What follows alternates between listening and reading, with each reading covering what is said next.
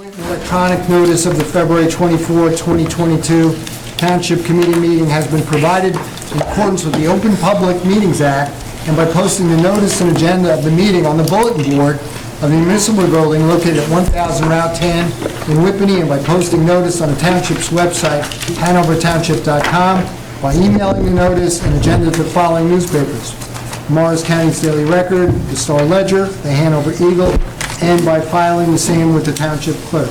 Krista, if you would please do a roll call. Committeeman Cahill. Here. Committeeman Grazioli. Here. Committeeman Gallagher. Here. Committeeman Mahalko. Here. Mayor Faramusca. Here. 5 members in attendance. Thank you so much. Okay, our order of business for this evening, this session of our meeting, there's going to be a special presentation on a traffic study that's the engineer will be presenting shortly. That traffic study presentation, at the conclusion of it, we will be opening to the public. If the public has questions related to the traffic study, that would be the time to ask those questions. It would be a statement, no more than 44 minutes, not 44 minutes. Okay? And the second point is that after that is concluded, we will still keep the meeting open if there are members of the public who would like to bring other issues to the Township Committee's attention. So if they have a statement that they want to make to the Township Committee, so we want to provide everybody have an opportunity to speak this evening. We would just ask you to be mindful of the 4-minute rule, and please, let's not be redundant, because it's your time as well. And there's many people here, and we want to provide them an opportunity. Prior to beginning, though, the Township Committee would like for me to read something into the record. And the Township Committee regrets tonight for not being able to stand in solidarity with the members of the St. John the Baptist Ukrainian Church of Whippany, who this evening are conducting a prayer service in support of the people in Ukraine. Russia invaded Ukraine for no other reason than to exert its imperialistic aggression to seize an independent nation through act of war. The Russian army entered Ukraine under the pretense of a false crisis to justify, at first, seizing the province of Donetsk. The Russian army has staged over 200,000 troops along the eastern, the northern, and the southern border of Ukraine.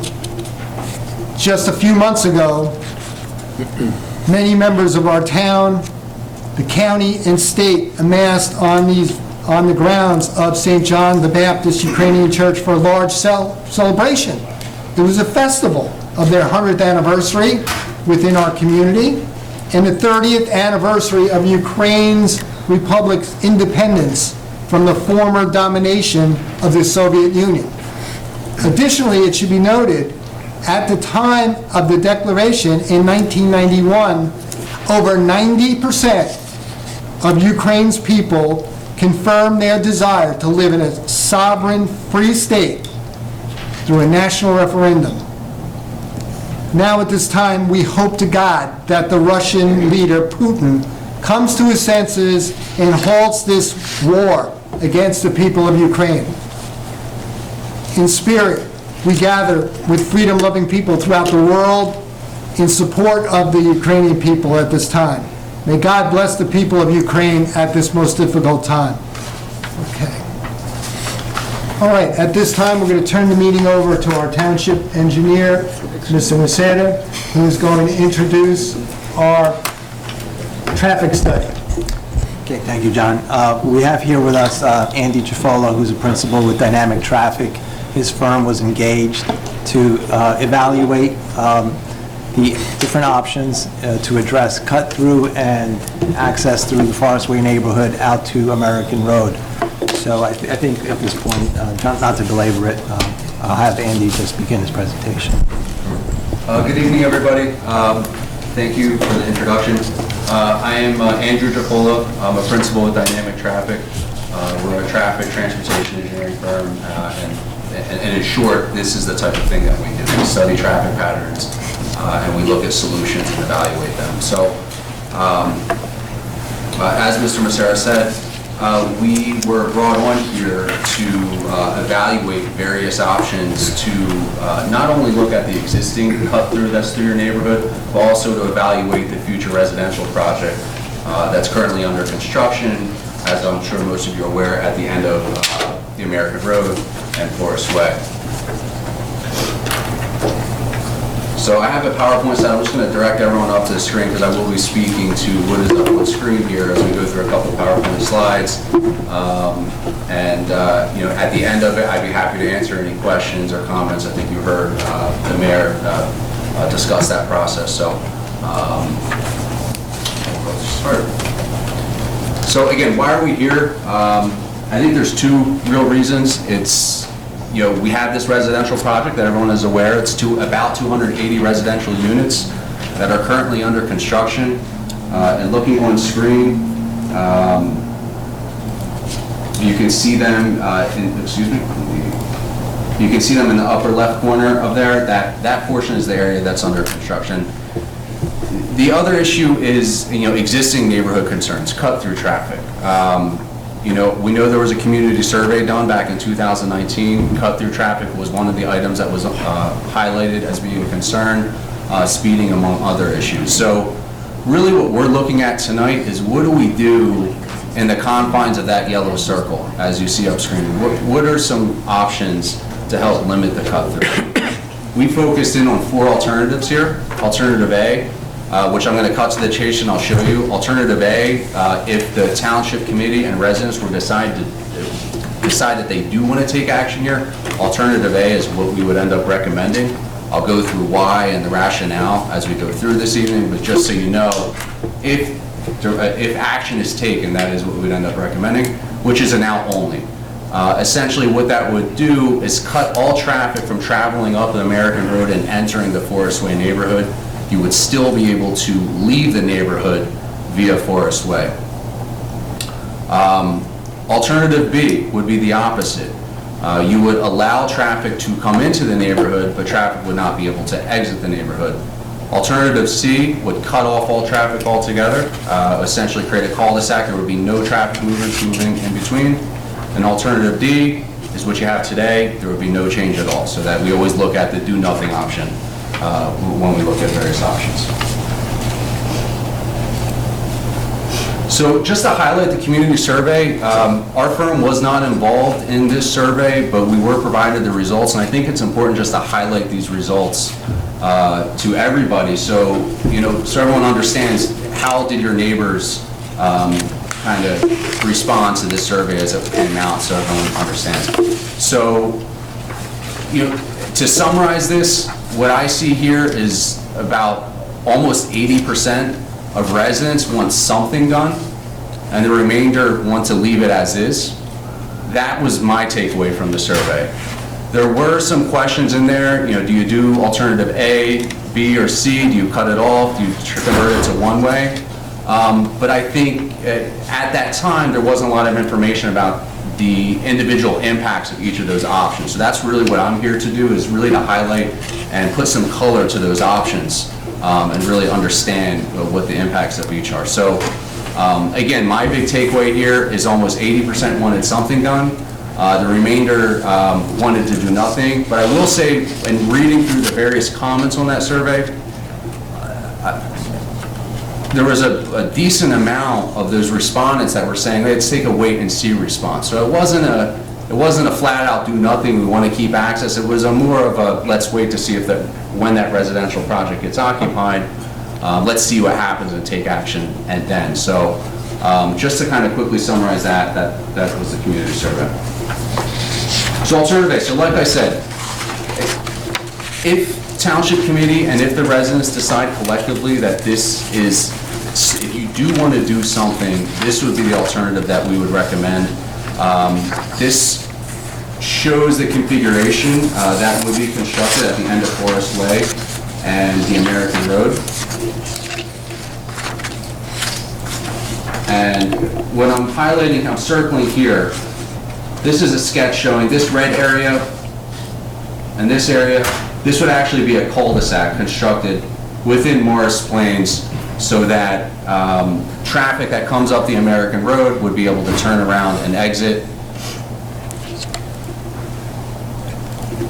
And then this flow area that you're seeing here, this green portion of Forest Way represents a reduction in the width of Forest Way. So what we're saying is that it's currently a 30-foot wide road. You would basically close up half of that road and allow outbound traffic only in the direction of that red arrow that's shown on the screen. So this is alternative A in a nutshell. There would be details to be worked out exactly what that would look like, the construction of it. But in general, from a traffic perspective, the idea here is that you let traffic out of the neighborhood via this access point, but you do not let traffic into the neighborhood. So I just want to go through kind of the specifics of what we looked at and why we landed at this alternative as being the action item, again, if action is to be taken here. So kind of taking a step back, what did we look at? What was the study area? This is the neighborhood. This is the neighborhood roughly bound by Ridgedale Avenue, Malapartis, and Hanover Road to the south. Obviously, everyone in this room, I'm assuming, is familiar with American Road, which is not highlighted on this screen. So we looked at the neighborhood that is bound by those streets and those access points. There are other neighborhood roads, certainly between them, but they're not connected to this neighborhood system, so we did not evaluate them. Our focus was to look at the traffic through this specific neighborhood because that would be the cut-through traffic that is existing as well as that may be anticipated from the future residential project. So as we looked at that, we took traffic counts at Apple Tree Lane and Malapartis, Countrywood Drive and Malapartis, Mangrove Road and Ridgedale Avenue, McNabb Avenue and Ridgedale Avenue, as well as the traffic movements that are actually entering the neighborhood at Forest Way. So we didn't count American, we counted Forest Way right at the neighborhood entrance because we don't know the volume that's actually coming to the neighborhood, not necessarily to the businesses that are along the American Road. Major considerations. So these are the the major items that we considered in looking at this. We looked at traffic volumes, of course. We looked at the future volume associated with the residential project, but also other items that we looked at that people don't often think about are emergency service. I think everyone thinks about emergency services. Emergency services is always first and foremost on our mind. When you eliminate an access point to a neighborhood, you want to be sure that you can still service it from an emergency perspective, which is why in the course of this evaluation, we did speak with the police department and the fire department to gain their input. We also looked at access to schools. What are the main areas that you need to get to in the morning if you live in this neighborhood? So you need to get on your commuting routes, you need to get to work. Importantly, your community is driven by where your schools are located. So how do you come into the neighborhood? How do you exit the neighborhood? If you have school-age children, a large part, it's going to be driven based on where those schools are. So in this case, all of the Hanover Township schools are located to the north and east on this slide. And why I bring that up is because any access to and from schools, if you're shuttling children back and forth, they're not going to be doing so typically via the American Road. They're going to be using the other access points on Ridgedale Avenue and Malapartis would not be impacted by any action taken. We also wanted to understand impacts to school bus routes.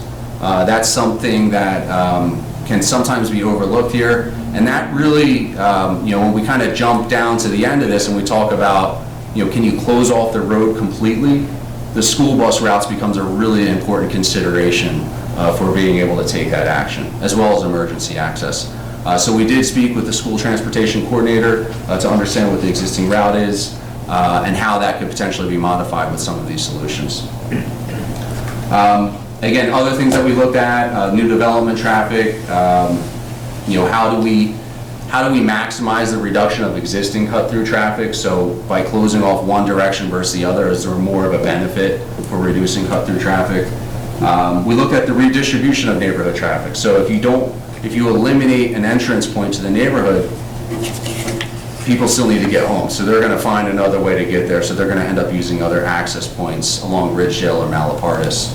So we did look at that as well. One item that we felt was important here was access to the train station in Morris Plains. I would have, typically, with the train station being so close, you could certainly walk there, but my guess is a lot of people are either parking at the train station or there's some sort of household pickup, drop-off scenario that's happening to get to the train station. So we're sensitive to, if you eliminate an access point, an outbound access point, you're going to make it a little bit more difficult to get to that train station in the morning in a timely manner. So that was one consideration as well. And then through the analysis and the counts that we did, we wanted to understand where are there existing constraints in the neighborhood as far as exiting the neighborhood. And what I mean by that, and today when you leave your neighborhood, is it more difficult to leave the neighborhood via McNabb or Countrywood or Appletree, because we wanted to be sensitive to a redistribution of traffic that would increase volumes to those streets, because we don't want to make anything worse than it already is if you're trying to leave your neighborhood today. So those, really sum up the major considerations of what we looked at for this project. So again, we took traffic counts at all of the entrances and exits at the neighborhood. We did perform analysis looking at the levels of service at all of those entrance points. And what was clear to us is the exit at McNabb, the left turn particularly, making a left turn from McNabb onto Ridgedale. From a volume perspective, as the traffic counts, there's quite a number of left turns. Making that movement, it does make it difficult because of the volume, but in addition, there's a slight curve in Ridgedale Avenue that seems to block some sight distance or make it so you can't see quite as far as what would be ideal when trying to exit that neighborhood. So really our takeaway from this analysis was we need to be sensitive to McNabb Avenue and that approach, and we don't want to necessarily do something that's going to increase volume on that approach.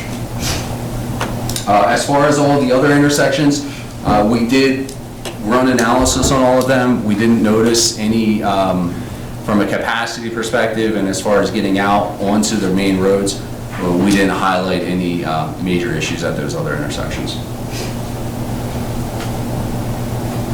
So when we talk about cut through,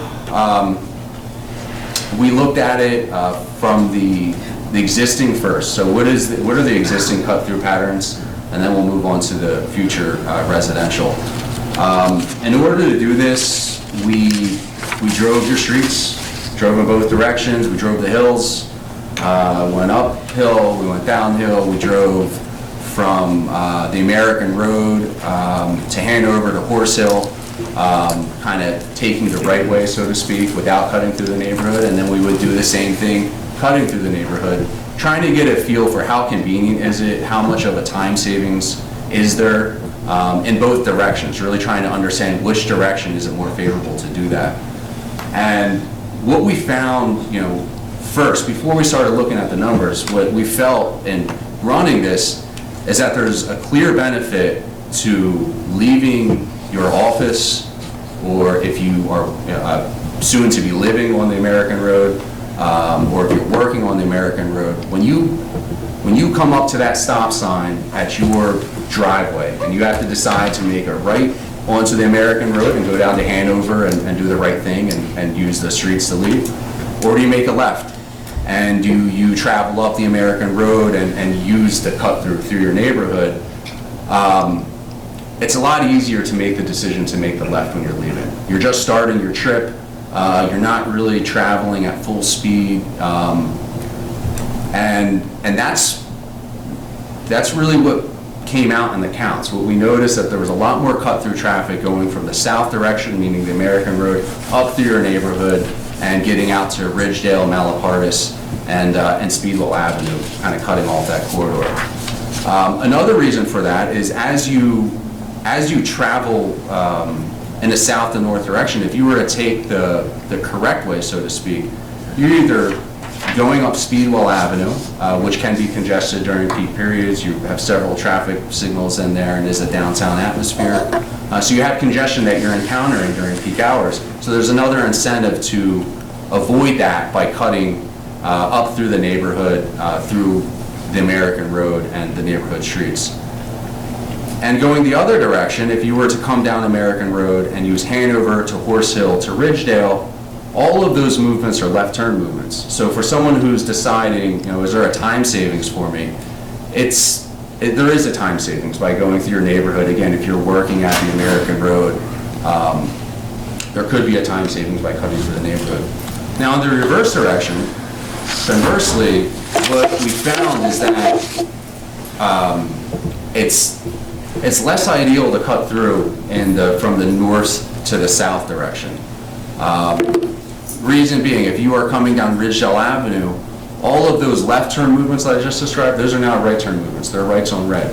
So you're not waiting to make a left turn at all of those traffic signals. If you do decide to cut through the neighborhood, you're primarily going uphill, fairly steep grades through the neighborhood, which just make it a little bit more uncomfortable. So I'm not saying it doesn't happen. Certainly cut through is happening in both directions, but by driving these roads, looking at the various attributes, the turn movements, and looking at the volumes, what was clear in our analysis was that you have a higher cut through from the south to the north direction. So we really started to focus in, if they're going to do this for a cut through perspective, or only going to be able to cut off one flow of traffic, whether it be the in or the out, we would look to cut the inbound movement at the American Road. So that was really the reason why we did this, is to understand again which direction was higher. From the proposed project, the residential project, before we get into the cut through, just something I wanted to make clear in case people in this room aren't aware. There are signs that are being proposed at those driveways that would restrict left turn movements leaving the project and cutting through your neighborhood. Certainly they're going to be in place, and if they were enforced, they would deter people from cutting through your neighborhood. The issue that we see here is enforcement. It is at the municipal boundary, so enforcement could potentially be an issue. So everything we looked at here, just assume those signs were not in place for the purposes of looking at this from a cut-through perspective.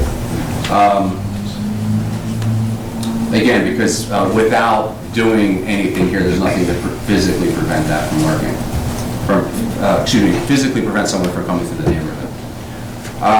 We performed a similar analysis, only we looked at this a little bit differently to really try to quantify, okay, if there's no restrictions on those movements, how many people would actually cut through the neighborhood coming from that residential project? What you see up on screen are the numbers that we came up with. And the way we identified this is we actually looked at the distribution of a neighborhood within Morris Plains, not within Hanover. And the reason we did that is, a large portion of traffic is typically driven, especially in the morning, based on where schools are located. And they're part of a different community, so some of their traffic attributes are going to be a little bit different than if we looked at the traffic patterns out through the Hanover neighborhood. And what we found here was, again, a clear preference for people leaving the site. Again, you're at that decision point. Do you make a left and cut through the neighborhood, or do you make a right and do the right thing, so to speak? And just based on where we saw the distribution of traffic wanting to go from this residential project, we see a lot more traffic coming from this neighborhood in the morning, leaving and likely cutting through the neighborhood. It's not an extremely high amount, but we're in the range of 15 vehicles doing that, about one vehicle every 4 minutes, just to kind of put it into perspective, that we would anticipate from this project. So again, right now we're just kind of quantifying what are the baseline conditions so that we can apply them to various options. Emergency access, we talked about this a little bit, and just to go into a little bit more detail, we did meet with the fire and police. What I can say in meeting with them is that there was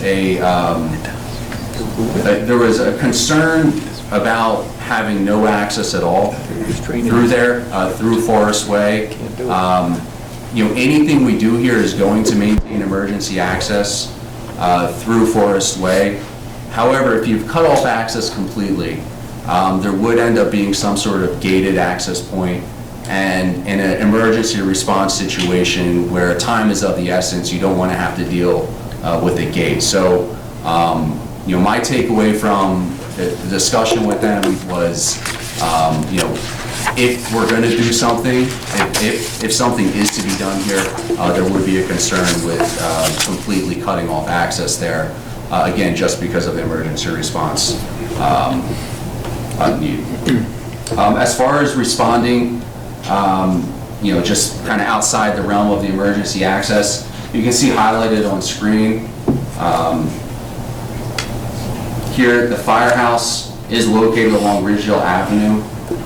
So naturally, if there was a need to respond to the neighborhood, they're going to access the neighborhood via Malapartis or Ridgedale Avenue.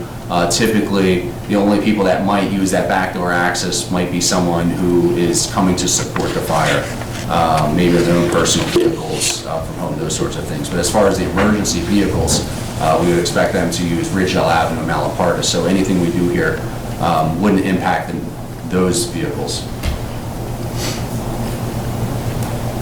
So as far as just to kind of sum up emergency access, again, it's really no real concern with alternatives A or B, which is restricting the in or the outbound. And really the concern lies with complete restriction of access there, again, because of the gate and the friction that adds to responding to any kind of call. School bus route. So we did meet with the school transportation coordinator, and we discussed at length what is the existing route and what would be the ramifications of any of these options to that bus route. Currently, just for reference, today those buses, the school buses enter the neighborhood from Hanover Road to the American Road. They stop at Waterview Court. Waterview Court, some people may not be aware, although the access road for Waterview Court is within Morris Plains, the actual buildings, the residential units are actually within the Hanover Township boundaries. So those residents are part of the Hanover Township School District, so there is a school bus stop at Waterview Court to pick up any students that live within that neighborhood. So they do enter off of the Hanover Road to the American, they stop at Waterview Court, and then they enter the main neighborhood at Forest Way, where they conduct their bus route, and then they exit to Ridgedale Avenue at McNabb, and then they proceed through the remainder of the route. So, the concerns that we heard with them was, of course, you would have to modify the route if they could no longer enter at Forest Way. But the main concern that we heard was if you were to cut off access completely, a bus would not be able to come down Forest Way. So if anybody who has school-age children who uses the bus and lives on Forest Way, that bus, those students would need, they would need to walk up to the intersection of Forest Way and Poplar to access the bus stop there. If you were to cut off access completely, a bus cannot turn down Forest Way, because in order for that bus to turn around and exit the neighborhood, it would require that bus to back up, which is it's a safety concern. You really can't, you should not be doing that on a school bus route. So flat out, they would not do that. They would move the bus stop to Poplar and Forest, so that would end up being an inconvenience to any school-age families in that neighborhood. But going through each alternative, alternative A, the route would need to be reversed if we were to restrict the inbound movement. Although that's, of course, something that would need to be done, there was no major concern with that kind of modification. And in fact, there was a small benefit that was discussed, in that the bus would no longer need to attempt to make the left turn from McNabb onto Ridgedale, which is a tough intersection. So there was actually a little bit of a positive to making that change. One thing that may need to happen is, again, because of the students at Waterview Court, there may need to be consideration for a crosswalk to get students to be able to cross the American Road to get them to the correct side of the road if a bus stop was placed there. Excuse me, if the bus route was reversed. With alternative B, because we would still allow inbound movements at Forest Way, there would not be a need to modify the route, so there's really no concern for alternative B. And alternative C, which is completely cut off access, I just mentioned with those concerns where there's pretty significant issues with that. And one thing I didn't mention is that how do you pick up the students at Waterview Court? So that would end up being either a new route or a lot more time added to the existing bus route because you would still need to service those students. So that cutoff does kind of complicate that. So, those are really the major things that we looked at. Of course, there's a lot more to it. There's a lot of analysis, a lot of various distributions. There's a lot of different things that went into this. But my goal here is to really just inform you what is the outcome here. What are the major considerations for why we're landing on alternative A here.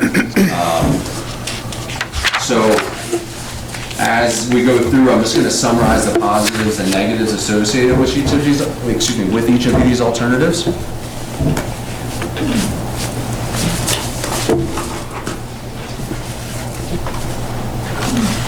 So A, again, this is the alternative that would cut inbound movements from the American Road.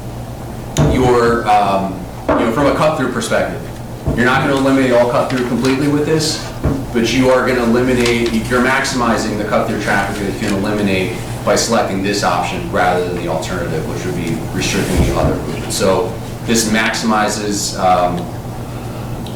this maximizes the reduction in cut-through traffic for your neighborhood. Neighborhood access. So we talked about access to the train station and other points. In our experience, typically your outbound movement when you're leaving home and you need to get somewhere, that's typically a more time-sensitive trip.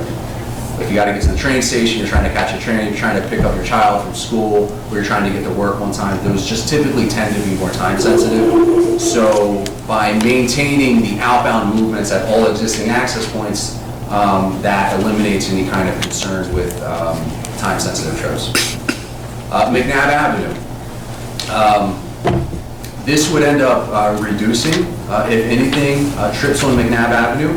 By eliminating all of the cut-through traffic coming into the neighborhood, they would no longer be making them way to the other outbound streets, Countrywood, Appletree, McNabb, and Menger. So you would end up seeing a slight reduction. You certainly would not see an increase on McNabb Avenue with this.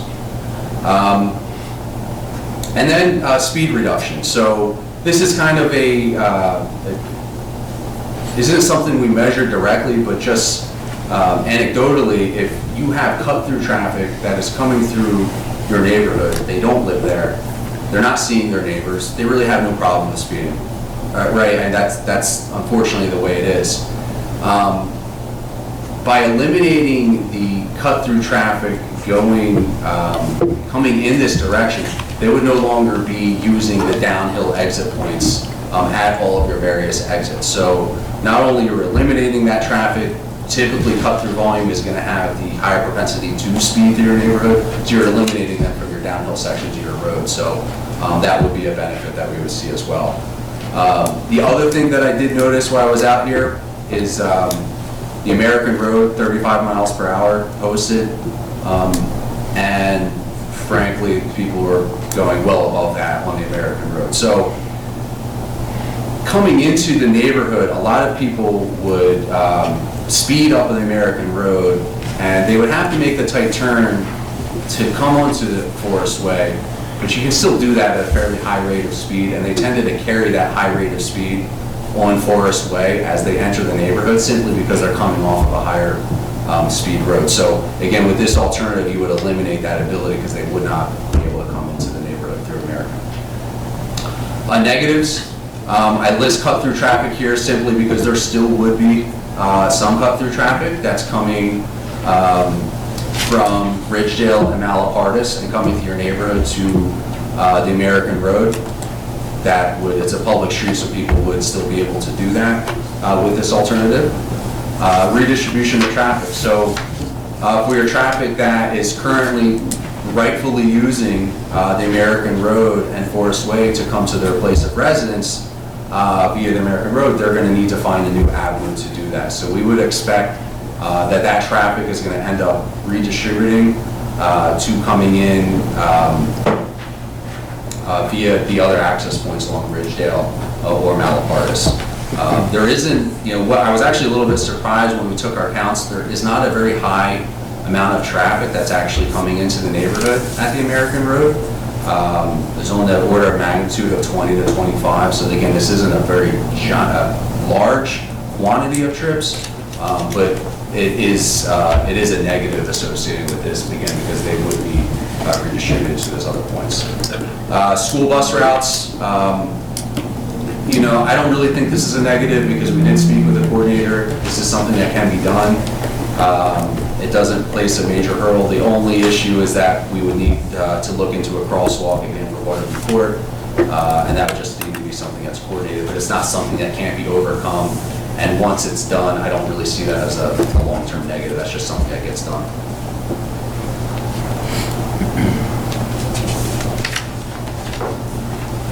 So alternative B, I'm going to sum this one up quickly. It has some of the benefits of alternative A, some of them, but its negatives far outweigh, in my opinion. If you're going to go to a one-way distribution, it's very clear, in my opinion, that you should have one way out of the neighborhood and you do not allow people to come in. Some of the new issues that this presents is it is going to force more traffic to McNabb Avenue because now outbound traffic needs to go to those other access points. So you're going to burden McNabb Avenue. Cut through traffic, you're not cutting off the higher cut through, you're cutting off the lesser cut through. So you have more of a benefit to reducing cut through with A.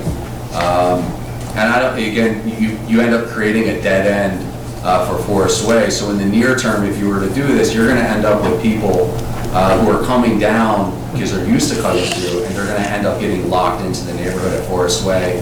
They would have to turn around and circulate the whole neighborhood to get out. That would end up being a short-term issue because that would get solved, but that would be an issue.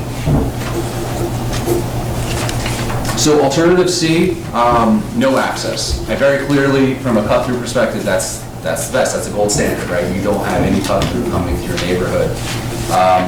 But we did see some fairly significant negatives associated with that, which really kind of pushed us away from recommending that as an action to take if you were to take an action. McNabb Avenue, you're going to push even more traffic to McNabb Avenue in that sensitive approach, as well as the other exits to the neighborhood by placing this alternative in action. The neighborhood access, you are again, those time-sensitive trips, you're eliminating one outbound movement, so it does make those time-sensitive trips when you're departing your residence a little bit more difficult. The school bus route, and I would say this, the school bus route and emergency access, in my opinion, are the two reasons why it makes this option very difficult to eliminate the service for students, school-age families along Forest Way, as well as to add a significant travel time on that route to be able to service the same residents as Waterview Court. It does represent a very significant impact to that school operation. And then emergency access, we did hear that having that gated emergency access point is something that's not really desirable by emergency personnel. So C, for those reasons, it's not something that we recommend. I would say if this is something that everyone is interested in, and you talk through the points, and you really feel that this is something that you want to pursue, I would still recommend starting with A, and then you can always evaluate that as an option down the line if you find that the improvement in it isn't as good. So that's it. Okay. So, with that really concludes what I have here, but I'd be happy to answer anything. Okay, thank you, Mr. Gerafolo. Dynamic traffic was the firm that we brought in. They're highly recognized in this field. As you can see, it was a very comprehensive study that was undertaken also in council with our professionals, in terms of our police, in terms of our fire, in terms of the schools. So at this time, what we're going to do is open the meeting up to the public. I'll ask for a motion from the committee to do that. And subsequently, if there's a member of the public who'd like to make a statement or ask a question about this, please do so by stating your name and address at the podium. You'll have a total of 4 minutes, and you'll have one shot at this because there's a lot of people here tonight, and we want to provide everyone an opportunity who wants to speak the opportunity to do so. So may I get a motion to open this portion of the meeting? And just to be clear, we're opening for this item now. We're opening up, yes, to Mr. Mahalko's point. The questions or statements you'd like to make, please have them directed to the presentation that you just saw. At the completion of this part of our meeting, we will remain open, and if you have any other questions or statements to the Township Committee, that would be the appropriate time to do so then. Okay? So moved. Second. All in favor? Aye. Aye. Okay, so now's the time. If you have questions, please do so by stating your name and address at the podium. Please. And you'll have, again, 4 minutes. Okay, hi, my name's Colin Kahn. I'm at 69 Forest Way. Thanks for a very good presentation. It was very informative. Clearly, you've done a lot of work on it. I think the most educational number in your whole presentation was the amount of traffic that we should expect to see. And if I understood the numbers right, going into the neighborhood, it was on the, 16 cars during the morning busy hour, so 1 every 4 minutes. Going out, it was, I think, 4 cars. Okay, so that's something like 1 every 4 minutes. Sorry, 1 every 15 minutes. Okay, so the scope of this problem is not Forest Way becoming the New Jersey Turnpike. The scope of the problem here is maybe an extra car during the morning rush hour every 4 minutes going up the road, and every 15 minutes if you were to make it one way going in the other direction. My question to you really is, have you compared that to the traffic that's local to the neighborhood? I mean, there's, I don't know, 120 or so houses on Forest Way. During that morning, let's say, interval where we would expect, let's say, 1 extra car every 4 minutes, there is just native people, you know, people who live there who are leaving their houses and presumably going to school, dropping off their kids, whatever. I mean, I'll throw out some numbers. If there are 120 houses sort of in that area, and 1/4 of them actually, you know, are leaving in that, let's say, rush hour interval, I mean, that's 1/4 of 120, that would be something like 30 cars, compared to the 16 extra going up the road and 4 going out the road if you did nothing. So I'm just wondering, those are my made-up numbers. Did you actually look at that and see what percentage traffic would increase compared to? Sure, yeah. Well, I mean, we didn't look at specifically the Forest Way, but we did take counts on Forest Way. Mm-hmm. So it really reflect not only the residents on Forest Way, but also anybody who lives in that neighborhood who happens to be exiting Forest Way. So the counts we had in the morning rush hour, so when we talk about the AM, it's really the 1 hour period that's the highest. Mm-hmm. It was 40 people in the morning leaving Forest Way and coming down the American Road. And in the, oh, actually, I'm sorry, we counted actually less than that. We counted 32 leaving. So in the morning, leaving 32, coming into the neighborhood 26 in the morning, in the afternoon 20 leaving, and 45 coming into the neighborhood. But I think that a lot of that 45, a lot of that is cut through once you kind of knock off the cut through volume from that afternoon. It's about 30 coming into the neighborhood. That's the total for the afternoon. Yeah, the total afternoon hour is 45. Again, about 15 of that we expect to be cut through in existing conditions today. Mm-hmm. Forget about the future residential today. So people leaving the commercial establishments along the American Road that are coming and cutting through the neighborhood today is about 1/3 of the volume coming into the Forest Way.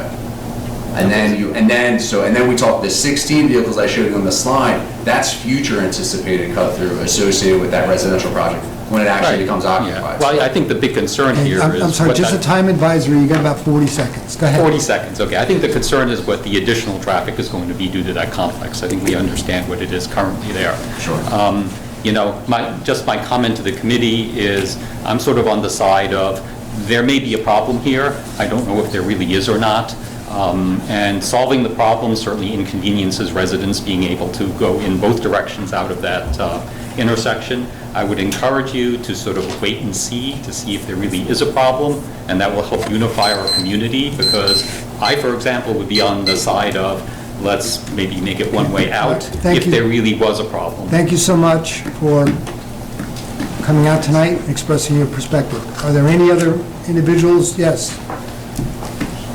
Please state your name and address for the record, please. And remember, we have 4 minutes. Dennis Fasciano, 39 Forest Way. I have a few questions. The cul-de-sac is in Morris Plains, wouldn't be in Hanover, is that what you're saying? That's correct. And that would have to be built prior to the opening of the residencies in American Road? So the cul-de-sac and what you see up here on screen, this is actually something that is on the approved site plans for that residential project. It is within the power of Hanover Township to cause that to be constructed by the developer of that residential project. But yes, it would be in Morris Plains. All right.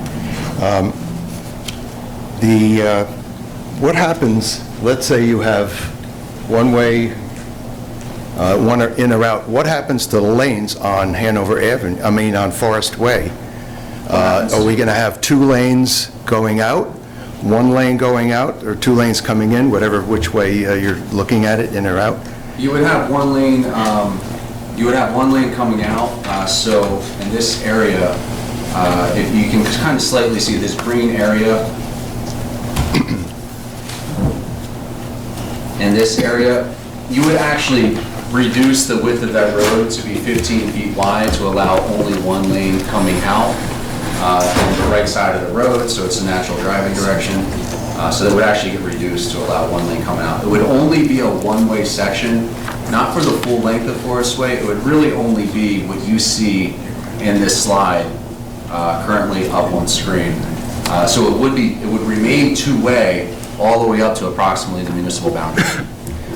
Okay. Again, keep in mind, there's 276 units going in. We have 0 effect on them right now. That's the bottom line. So I know you did your survey. One thing I'm also concerned about, and I took 2 pictures, in and out of Forest Way.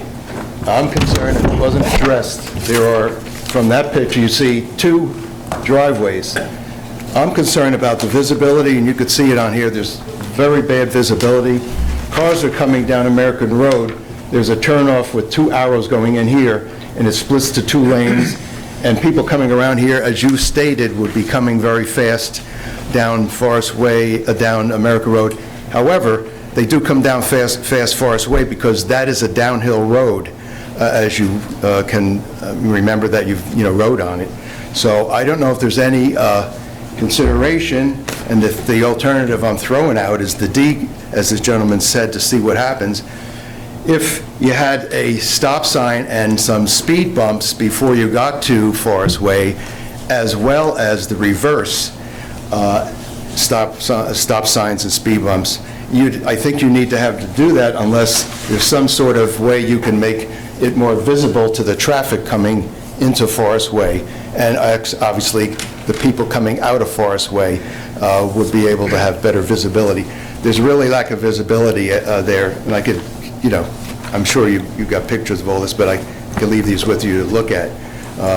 So I'm very concerned about that. There is a third Excuse me, you've got exit. about 40 seconds. Okay, there is a third entrance exit further down, but that's not a factor to me. So I'm more on the side. Originally, I was, out only. In only is definitely the most negative, and to me, I can't see a cul-de-sac really at all for traffic, for our neighborhood. So I would rather wait to see, but if something has to be done with this in either case for the safety of the residents.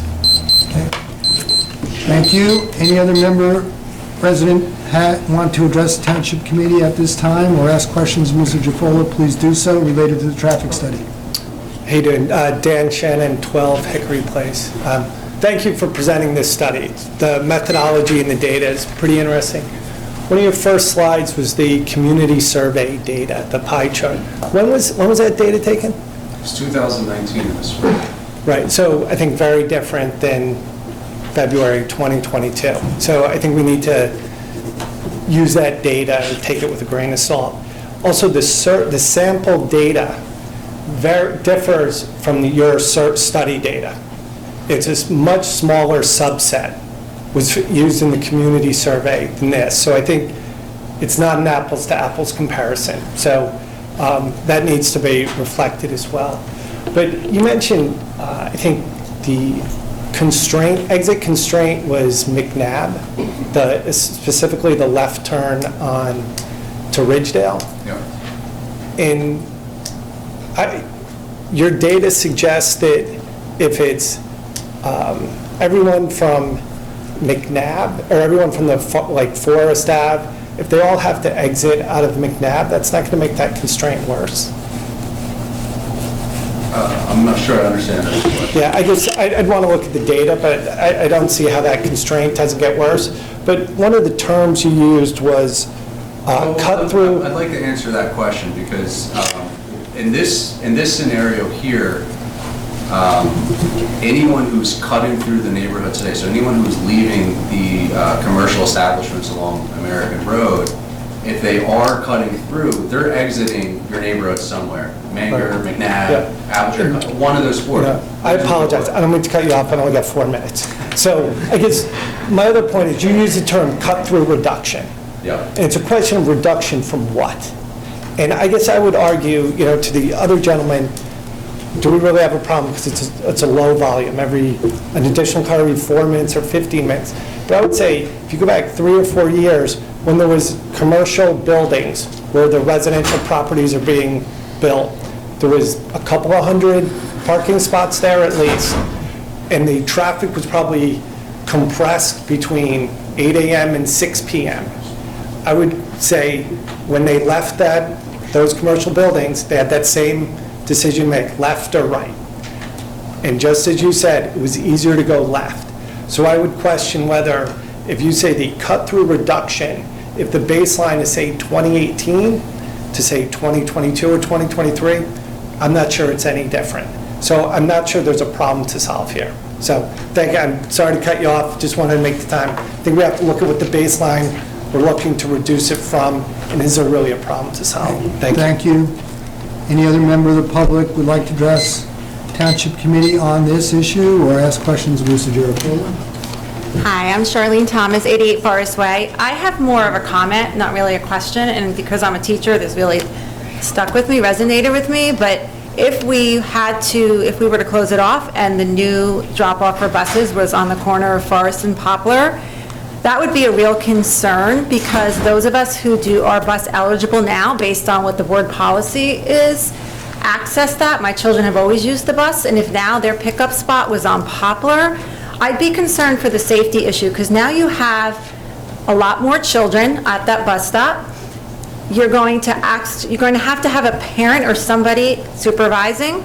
So now, what do you do if you're a working parent? I know even though my children are a little bit older now, I still watch them from my window at all times until the bus comes, but now that's going to mean I'm going to have to drive them around the corner and stand with them or watch them from a car. And that changes that whole idea of having a bus stop for those residences which are further from the school than many are. I know there's not many on Forest, but those of us who are really do utilize those buses. So I think as a safety issue, if that were to be the case, I would really be concerned for those children who are now going to have to stand at that bus stop by themselves in a large pack of kids for depending on which school it happens to be. So I just wanted to kind of bring that up. State your name again, please. Charlene Thomas. Thank you. Ms. Giraffola, would you please clarify the issue with the busing, because it was different with options A, B, and C? Sure, so, in A, your bus would approach from the reverse direction that it approaches today, but your bus stop would not change. They would just change the direction in which the bus arrives. B, there would be no change to the bus routes that you're there today. C is what you just described, in which the bus stop would need to be relocated. Any of the bus stops in Forest Way would need to be relocated to Poplar and Forest. And D is do nothing, so nothing change. And can you clarify your perspective on alternate C? Alternate C, again, my perspective is that it really isn't, it should not be done right away. I think there's concerns with the bus routes. I think that's a reason not to do it, as well as the emergency access. So again, we looked at C, but it's not something we're recommending. Okay, so alternate C would not be considered based upon the traffic engineer's recommendation. So we would not be negatively impacting any school-age children who are using bus stops that currently exist on Forest Way. Okay, any other members of the public that would like to ask questions at this time? Yeah, Please do so. David Geary, 44 Mango Road, Cedar Knolls. Thank you for the presentation, good information. Just, I think, a couple of questions. Were speed bumps considered at all? You only had 4 options. I think speed bumps.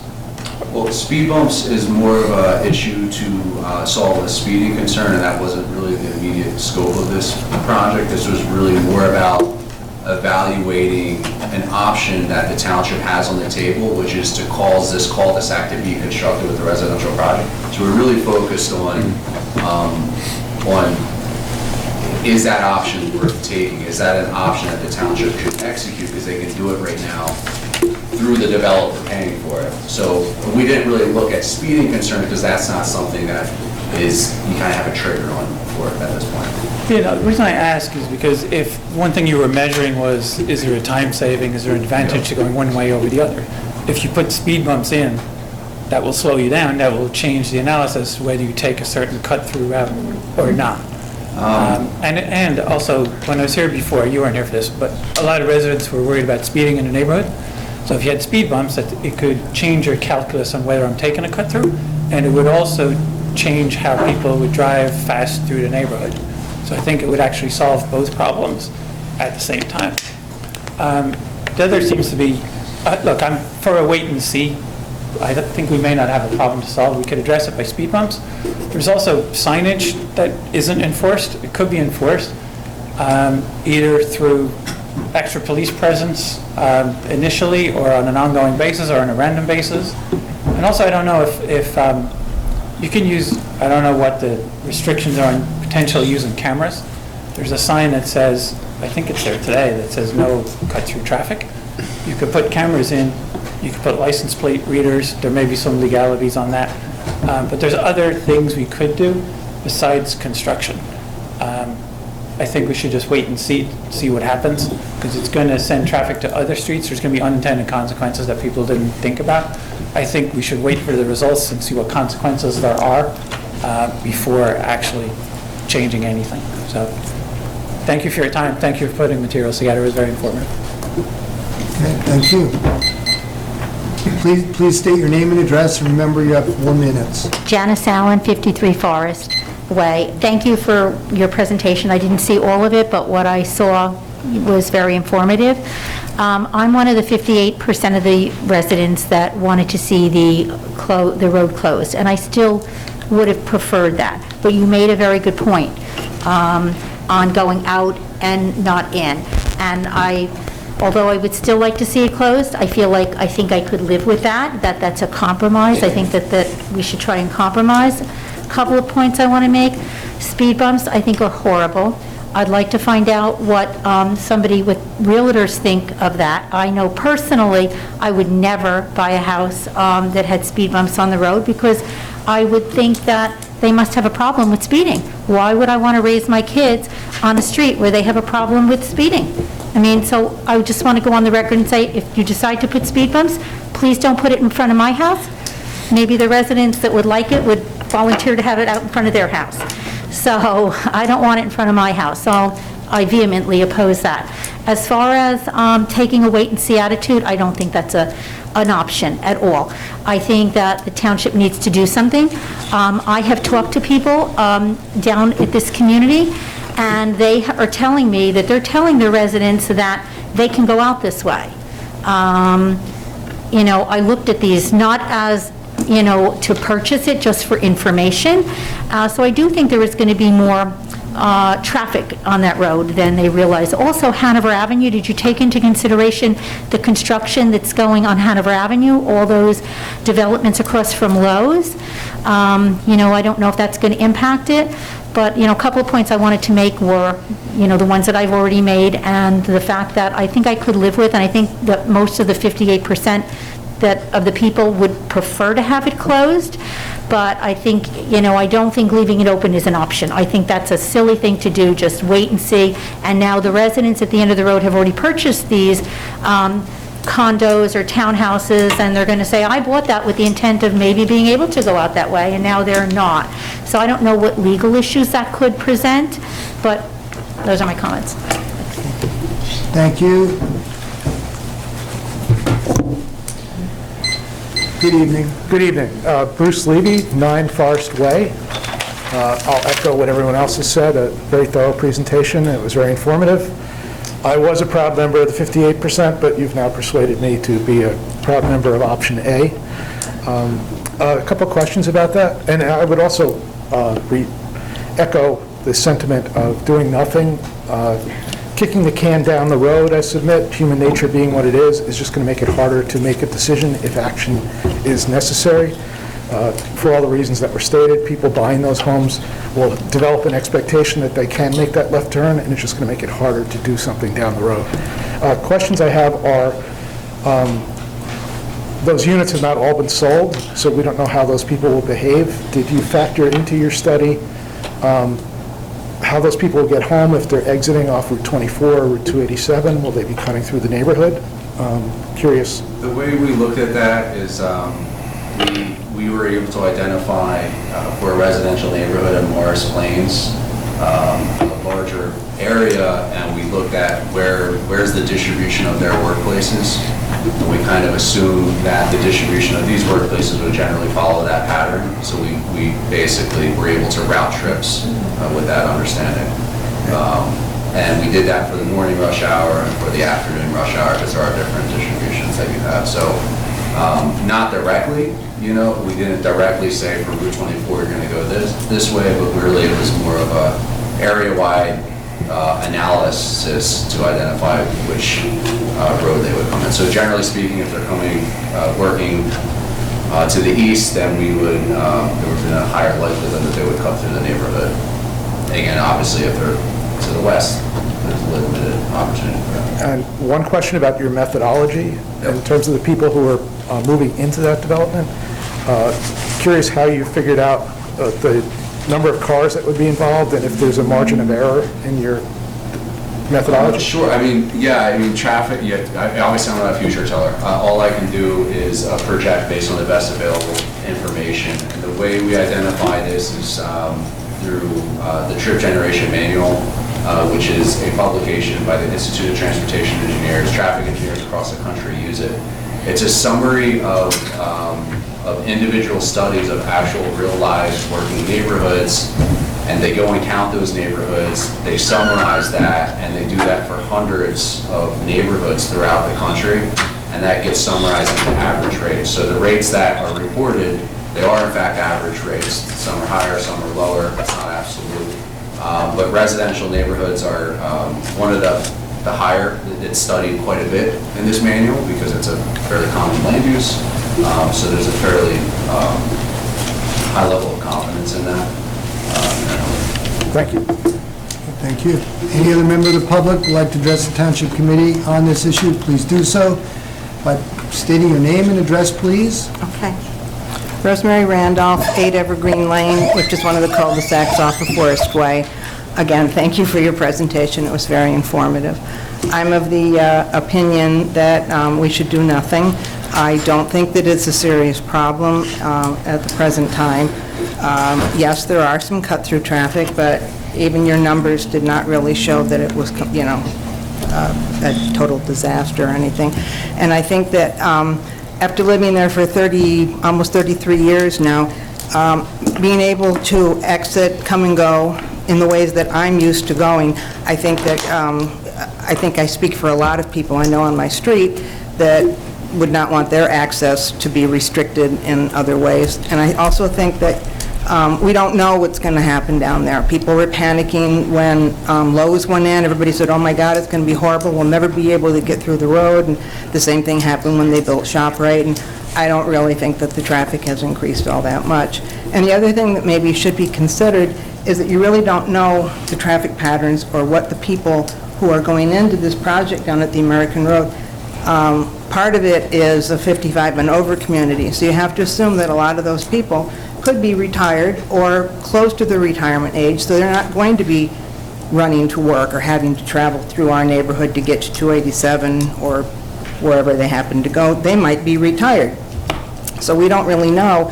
And they're also trying to market that as a lot of the apartments, the close proximity to the Morris Plains train station, which if you know the area back there, you can walk to the train station right from there. There's a cut-through that takes you right over to the train tracks. So that, I'm not sure that this is going to cause a huge amount of traffic into our neighborhood, so I'm of the opinion right now that it would be the best thing to just leave it as it is, and let's wait and see. Okay, thank you. Can you just state your address again, please? 8 Evergreen Lane. Thank you. Okay, any other members of the public who would like to speak at this time, please do so by stating your name and address at the podium. John Dispenseri, 8 Cedar Run. And so, again, thank you for the presentation. More importantly, thank you for the study. You mentioned a few moments ago that you do studies all across the country, all over the place.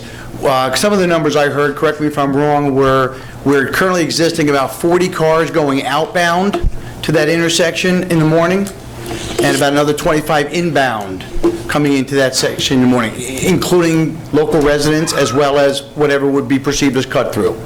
You're projecting some additional amounts as potentially as many as another 2 going outbound in the morning, so that raises up to 42, and another 15 or 16 inbound, so it brings us up around that same number of 40. So whether it's inbound or outbound, we're looking at about 40 cars in that time frame. How does that number compare average-wise to neighbors throughout New Jersey or through other areas of the country? Is that number a high number, an average number, or a low number? What are the averages in the community? So, I mean, that number is fairly average. That would make that the higher entrance for the neighborhood, but I wouldn't classify it as a voluminous amount of traffic. But it is traffic that is not local to the neighborhood, and I think the concern, in my opinion, isn't necessarily the volume, the sheer volume of traffic here. It's more that it's traffic that doesn't live in the neighborhood, and traffic that doesn't live in the neighborhood is the traffic that tends to speed, tends to be more of a nuisance to the neighborhood. So if there's a concern with that traffic coming into the neighborhood, it would really fall under that category. Certainly, it's an increase in volume, and that could have some negative impacts. But the road isn't so overburdened today, it wouldn't be able to accommodate it strictly from a traffic operations perspective. But again, you still will have those other issues, again, with nuisance traffic that doesn't belong there. So again, to stay on the record, in your opinion, we do not have a volume problem in our neighborhood, but we could potentially have a speeding problem in our neighborhood. That's correct, yeah. Okay. So with that said, we brought that up at the earlier meetings as well, that we don't have a traffic volume problem in our neighborhood. As a resident who lives in the neighborhood and is right at that intersection on Cedar Run, which is as close in proximity to the intersection as any other resident, right? We felt we have never had a volume problem in there. We've had a speeding problem. I recommended at the last meeting that instead of shutting it down, when you come up from the American Road, and you're ready to make a right hand onto Forest, that you redesign that turn. You put a stop sign or at least a sharp right-hand turn where a car has to significantly slow down. Right now, it's a curve, and as you stated, 35 miles an hour coming down the American Road, and they're usually speeding. They just continue that speed into the neighborhood. So there are things to mitigate the speeding problem, which is the problem we all seem to feel we have, as opposed to the volume problem. And so whether it's speed bumps, stop signs at the intersections of every cul-de-sac, and certainly a stop sign or a sharp right-hand turn coming into Forest Way could mitigate all of those speeding issues and solve a lot of the issues that we currently have, as opposed to a lot of construction. 30 seconds. Thank you. As opposed to a lot of construction that would be involved in shutting us down, that would be unnecessary, or even shutting any part of it in or out. As the recent resident just said, 33 years or so she's living there, and it has, that's what her accustomed traffic patterns are. As far as McNabb, we could spend all the money we've been spending here on this study and so forth, and we could put a traffic light in over there. Thank you very much for your time. Thank you. Any other member of the public, resident who would like to make a statement or ask questions about the traffic study, which is for all of Cedar Knolls. This is just not Forest Way. Ralph Citrullo, 73 Poplar.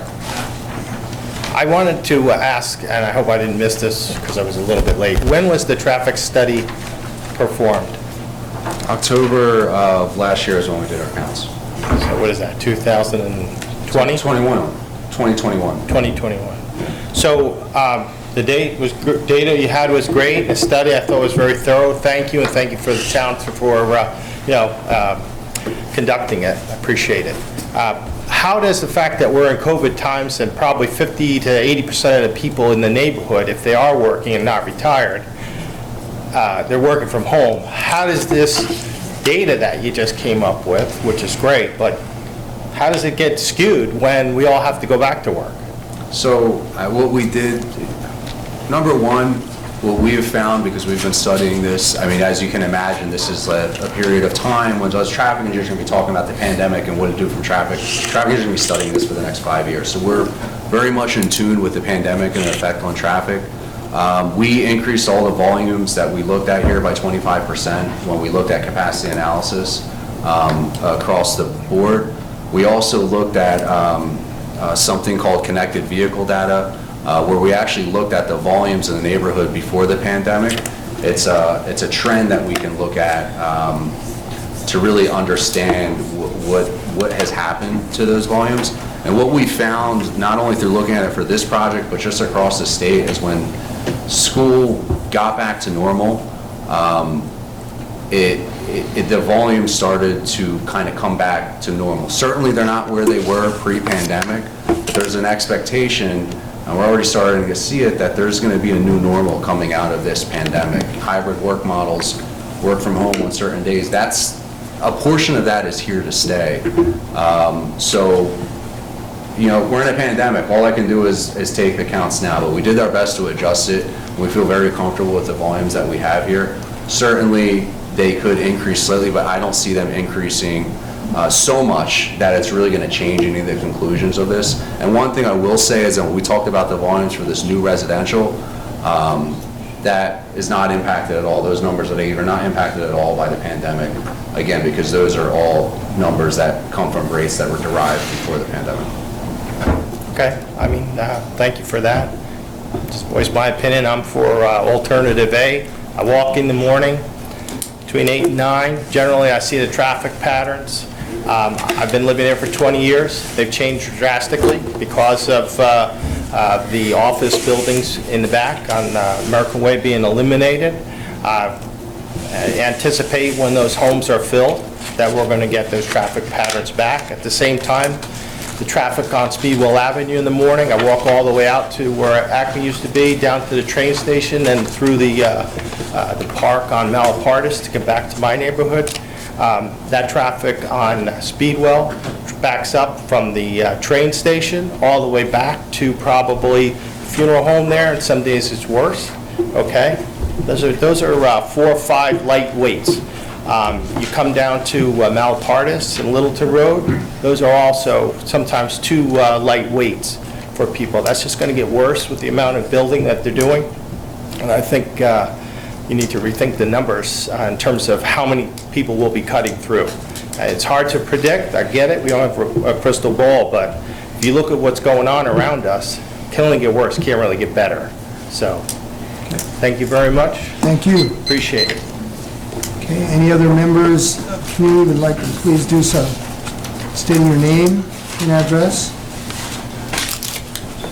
Hi, Tracy Brown, 4 Apple Tree Lane. I also wanted just to thank you for the information. It was very informative. I also was part of the 56 or 58% that opted to close off forests. My second option would be A, to do outgoing. I think, for a few reasons, it's not just an issue or concern, as some had expressed about the new housing that's going on at the end of American Road. It's all of Hanover. I mean, the Menon property, Morris Plains, in addition, is going to add to the volume potentially coming in.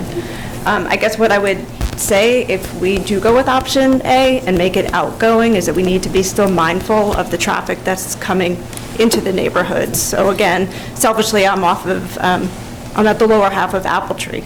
So everybody comes off of Malpartis, very high rate of speed, flies up Apple Tree to get to wherever they need to go. So whether it's through more enforcement, we have Johnson Road that's going to continue to be developed, 1515 Route 10, and a lot of other surrounding areas where traffic minimally, because as the last gentleman said, people avoid 202 and Speedwell Avenue at all costs. So we still have an issue with people still trying to get up to American Road.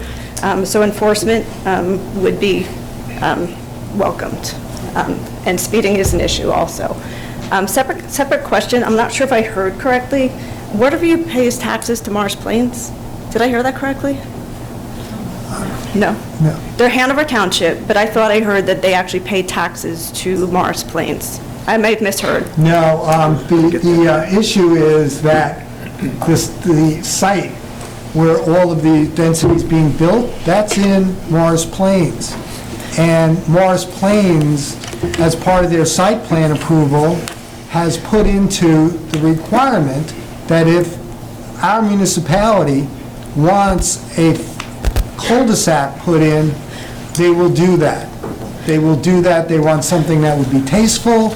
They want something that will be conducive to the area. They don't want to see New Jersey barriers put up, things of that sort. And that cost would be borne by the development. It would not affect the taxpayers in Hanover Township, it would not affect the taxpayers in Morris Plains. It would be the cost of the developer. And that's fine, and maybe I didn't ask my question correctly. The existing, I think it's called Waterview, that's closer to Hanover Road, that's Hanover Township. They go to our schools, but I thought I heard that they pay taxes to Morris Plains. No, they're in Hanover Township. Okay, good. They go to our schools, they pay their taxes to Hanover Township. Okay, good. So I appreciate, had wanted it closed, but definitely understand and support the reasons for potentially just having it going out. Thank you. Thank you. Any other resident would like to comment on this specific issue related to the traffic study, please do so by stating your name and address. Mark Morisano, 21 Hilltop Circle. Quick question. Nicely done, by the way. You mentioned that the developer would bear the cost for work done now. If you did then decide not to do something now and play the wait-and-see game, what happens down the line? Would that cost then be bared by the taxpayers of our township? Or is there some way to get them to put an escrow together for a certain amount of funds that's available for X amount of years, 5 years, say, for you to do your studies and then make your decision at that time? Thank you. I think you're asking a very good question. When the developer is on site doing their work, they're generally more capable and supportive of implementing it. Once they leave, it becomes a far more difficult subject to tackle. Okay. Any other member of the public or resident want to make a statement or ask questions about the traffic study? Okay. All right. Seeing none, what's going to happen next is we're going to thank Mr. Garafola for his study. This is a very, very comprehensive study. This was just not a study of Forest Way. Anybody who thinks that this was a Forest Way study, it's mistaken. This was looking at the whole area of what outlined by Malapartis, Ridgedale, Horse Hill, Hanover, and Forest. Because in order to understand the impacts of this, one would need to take into context what may happen because one change might beget another. So I think it was very comprehensive, and that'll be very beneficial for us in making the assessment. The next step for us as a committee is to take in this final part of the study and to do an evaluation and come to a consensus as to what our recommendation is going to be in terms of, are we going to move forward with A, are we going to do it now, are we going to do it later, are we going to do something else, or are we going to do nothing? So that's not going to be decided tonight, so if anybody was expecting that decision to come tonight, I'm sorry. Tonight was to provide all the information that we had available from our traffic expert who objectively brought this forward using his expertise, trying to come up with a plan that would best serve the overall community that's pictured. Again, this is far greater than Forest. It takes into account that whole area in red. It also took into account meetings that he had with our police department, our fire, as well as our schools, in an effort to understand the service impacts and what it would mean to public safety. So with that said, again, we thank you for an excellent presentation, and we're going to close this part of our meeting in terms of questions, and we're going to remain open to the public for any other question on any other topic they would like to address the Township Committee at this time. And we would just ask to do so again when you come to the podium, state your name and address, and you'll have 4 minutes to either make your statement, ask your questions. It's up to you. So at this time, if there's a member of the public who would like to address the Township Committee, do so by coming to the podium.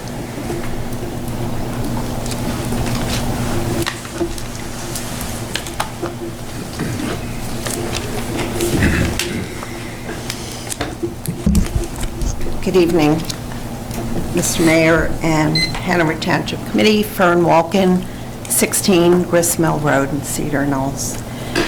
I just wanted to preface what I'm going to say with that I've been before this board several times asking for things. A lot of you know me.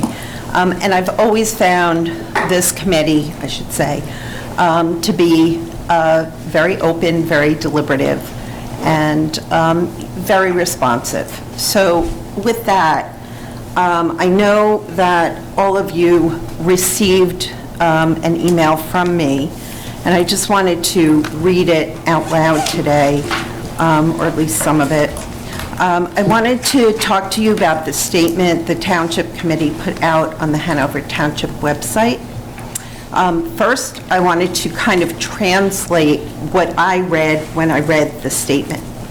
It said, someone somewhere posted something that hurt someone's feelings in town because it compared the Holocaust to current events.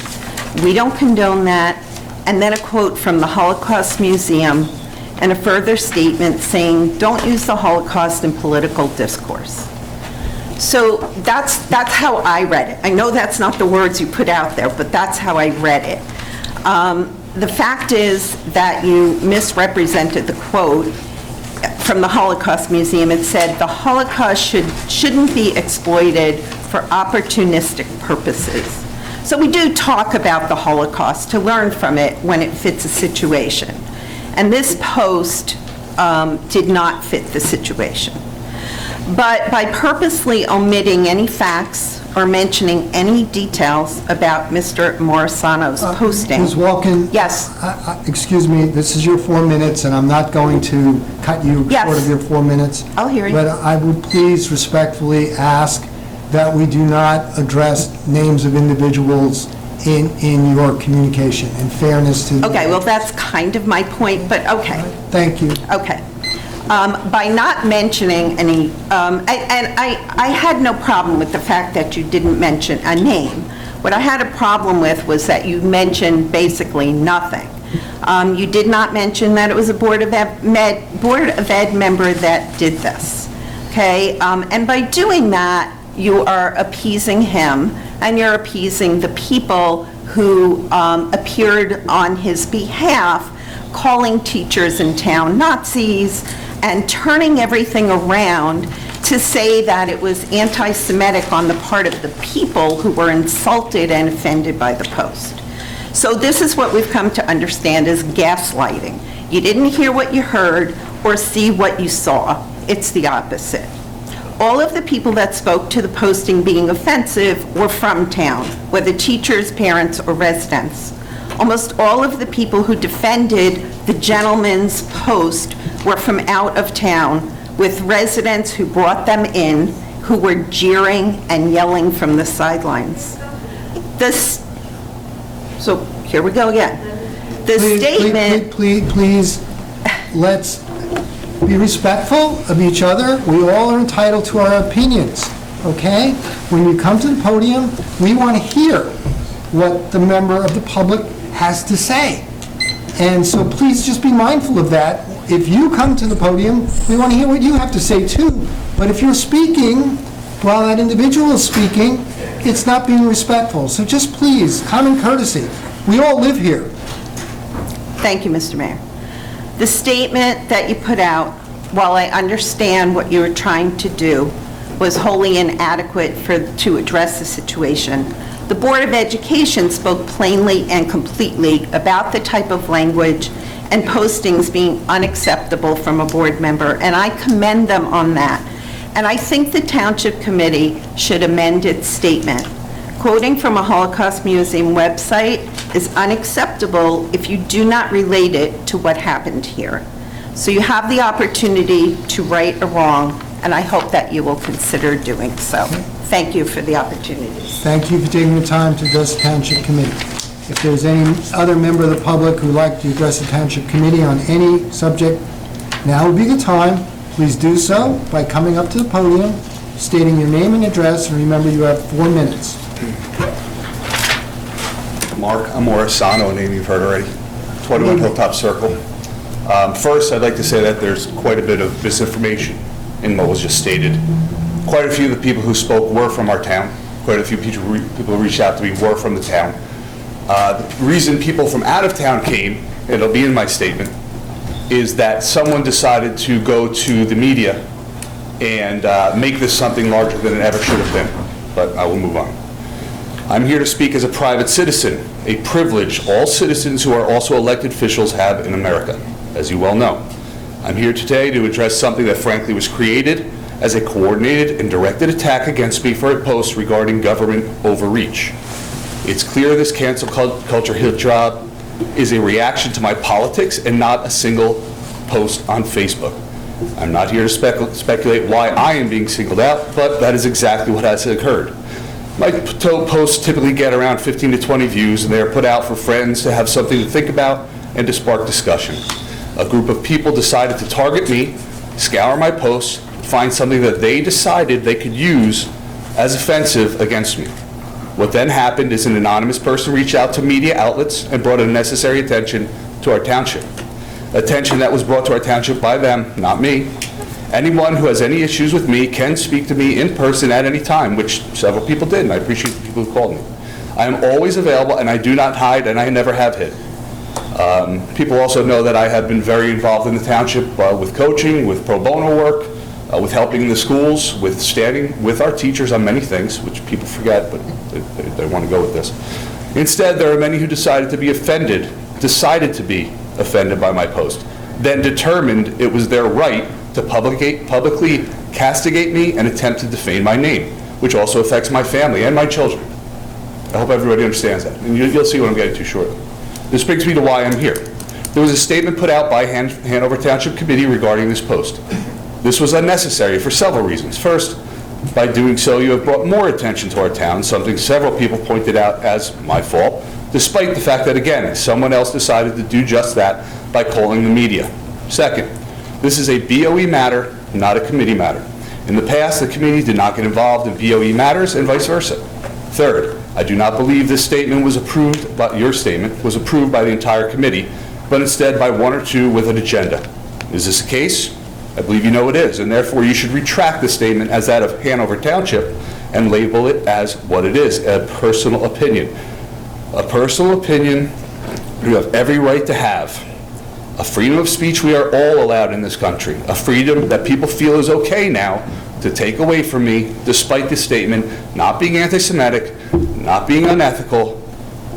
It was just drawing parallels from government action in a time in history that started well before the actual Holocaust did. I think we're all aware that the horrible things that started in Germany were about 1930-31 and got worse from there. I'm drawing parallels to what they did to where the government's overreach is doing today, which is many people dying of suicide, dying of not going to their doctors and to their hospitals for things that have affected them because they're afraid to go because the media pushes out the fear, fear, fear.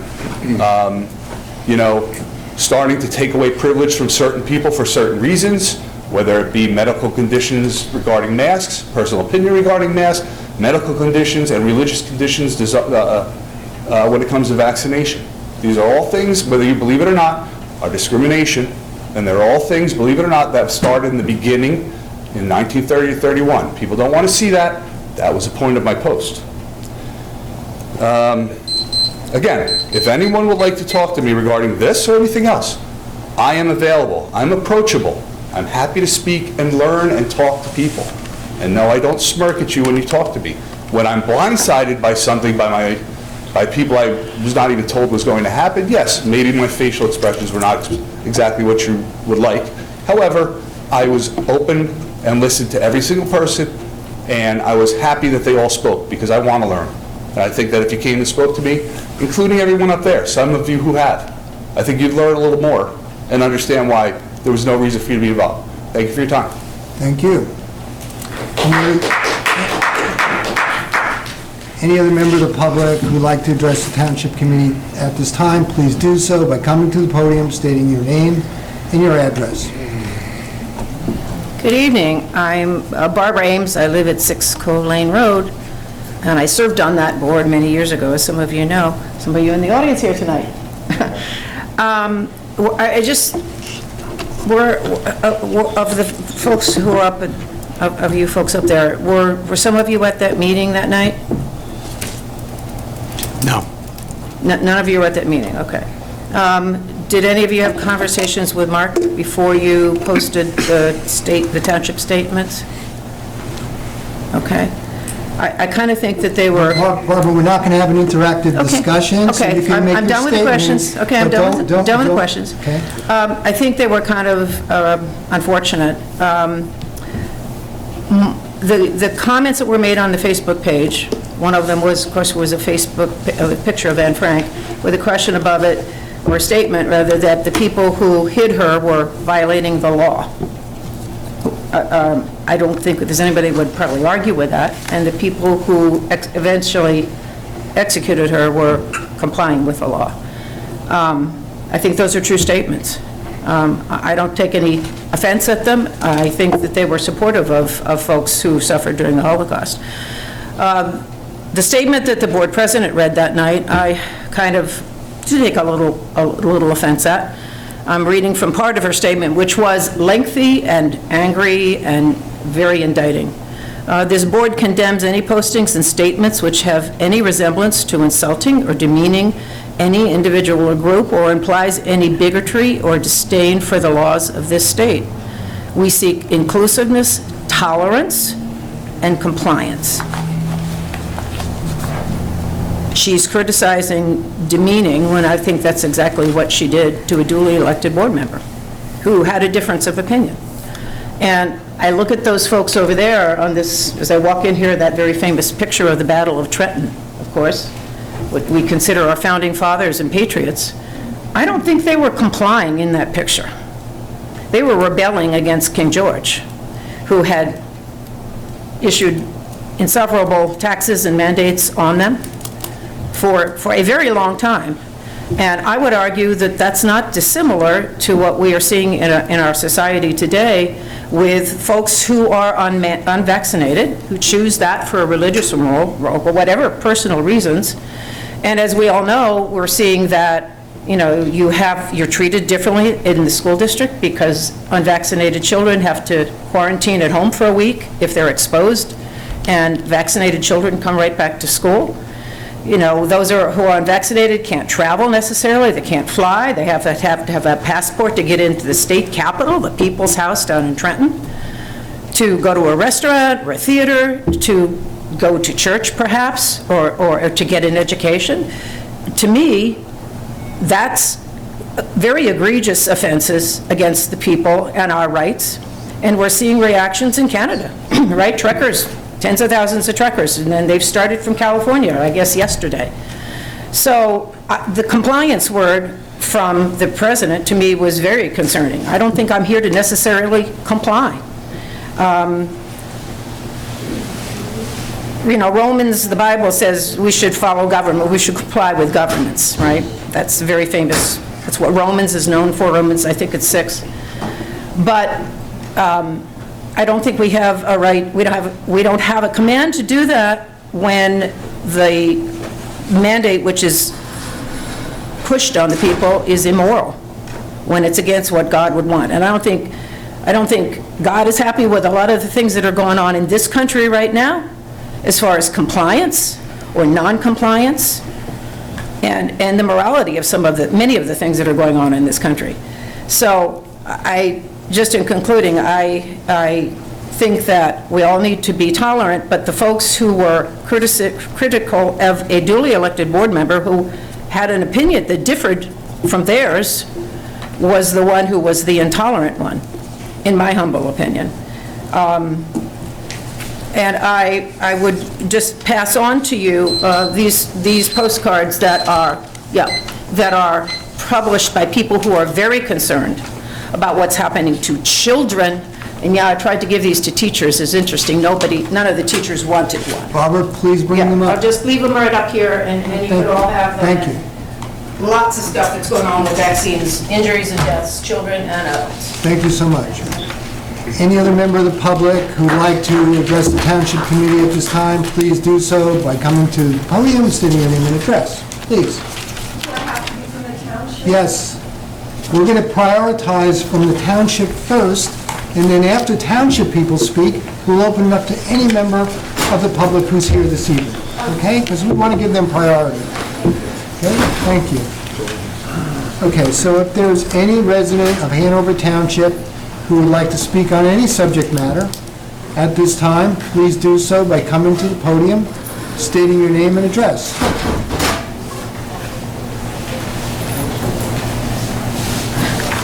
Hi, Paul Sesko from 27 Fieldstone Drive, Whippany. Good evening. Good evening. Thank you all. I know you all work very hard, put a lot of time in, and I'm glad to see that you guys are making a difference in Hanover Township, making a great town. Thank you, really. Thanks. I'm going to make a statement.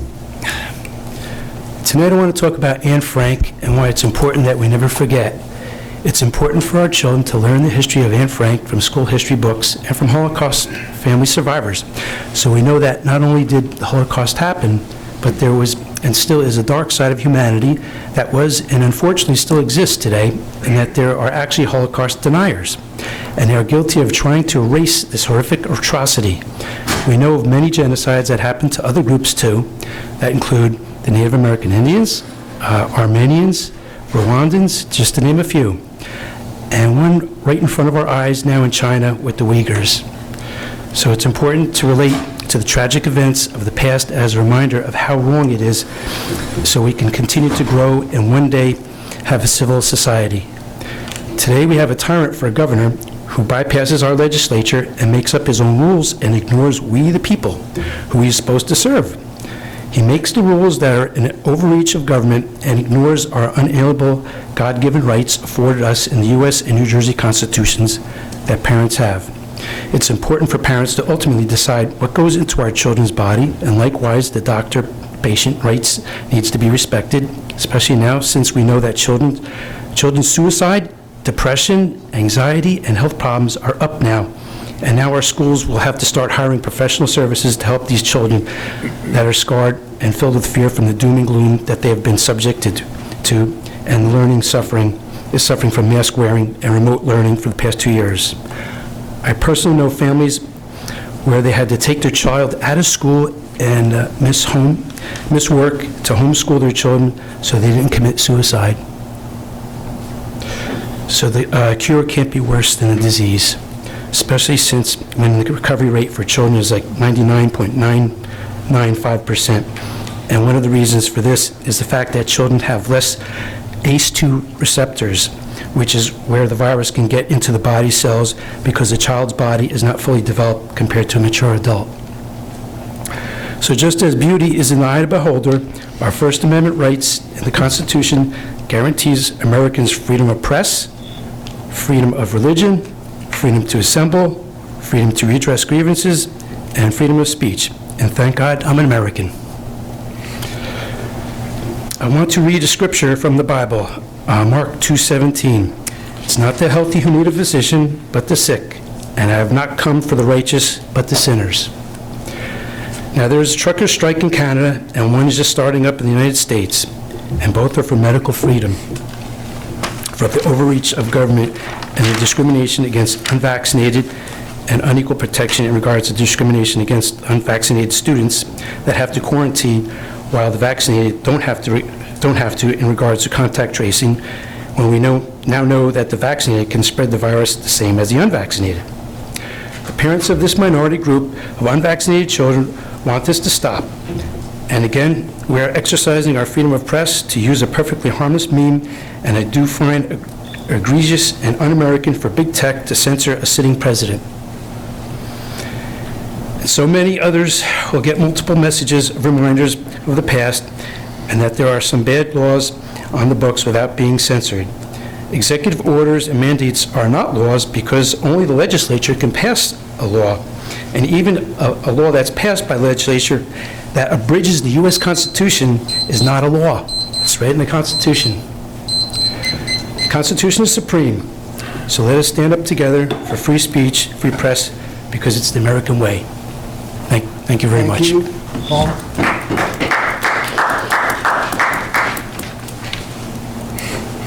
Okay, any other members of Hanover Township residents who would like to address the Township Committee at this time on any subject, please do so by stating your name and address at the podium.